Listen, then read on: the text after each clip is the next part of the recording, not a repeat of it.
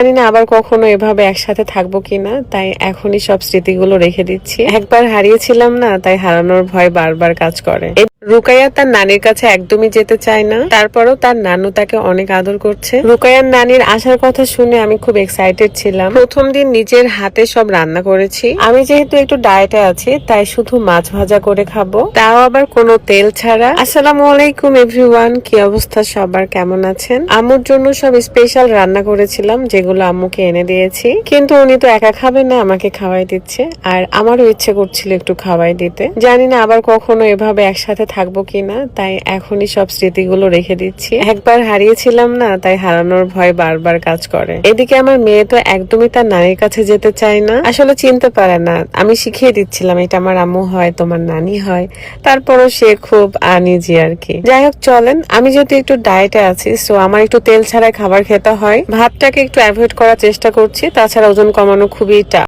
মাকে ছাড়া বড় হওয়া কত কষ্টের সেটা আমরা জানি। কত মানুষের কাছে অবহেলিত হতে হয়, আপন মানুষের কাছেও শুনতে হয়েছে তোদের তো মা নেই, তোরা কেমন হতে পারিস, তোরা তো ভালো না। কিন্তু মা ছাড়া সন্তানরা কত কষ্টে থাকে এটা কেউ ফিল করে না। শূন্য একটা বাড়ি, শূন্য ঘর, তৃষ্ণার্ত কাকের মতো চেয়ে থাকতাম, এই বুঝে আসবে মা। কত বছর কেটে গেল। মানুষের জীবনে এরকম অনেক গোপন ঘটনা থাকে যা কেউ জানে না। কষ্টের গল্পগুলো চাপা থেকে যায়। যদিও বা কাউকে বিশ্বাস করে কষ্টের কথা বলেছি, তারাই বিশ্বাসঘাতকতা করেছে। কষ্ট হবে কিনা, আমার সম্মান যাবে কিনা, এটা নিয়ে কেউ ভাবেনি। একটা সন্তানকে তার বাবা মার চাইতে বেশি কেউ ভালোবাসে না। পৃথিবীর সকল বাবা মা সন্তানের জন্য আল্লাহর কাছে দোয়া করি, বাবা মা সন্তান নিয়ে যেন সবাই একসাথে থাকতে পারে। আমার কাছে মনে হয় সংসারে সন্তান আসার পরে আলাদা না হওয়াই ভালো, কষ্ট করে থেকে যাওয়া উচিত। তাছাড়া বাচ্চাদের জীবনটাই নষ্ট হয়ে যায়, সারাটা জীবন কথা শুনতে হয়, বুকের মাঝে একটা চাপা কষ্ট থেকে যায়। নিজের মাকে আম্মু বলে ডাকতে পারেনি, তাই কতজনকে মা বলে ডেকেছি,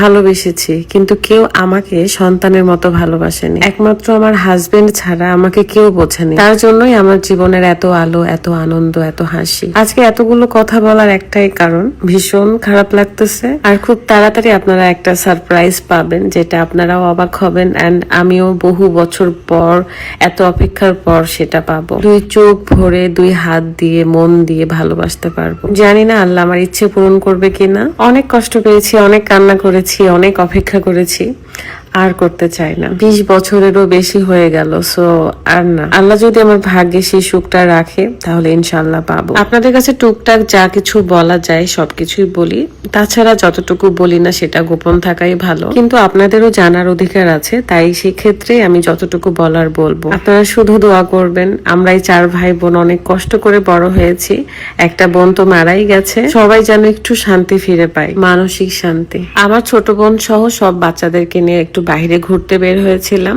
এন্ড বাসায় এসে দেখি যে আমার শাশুড়ি মা বট রান্না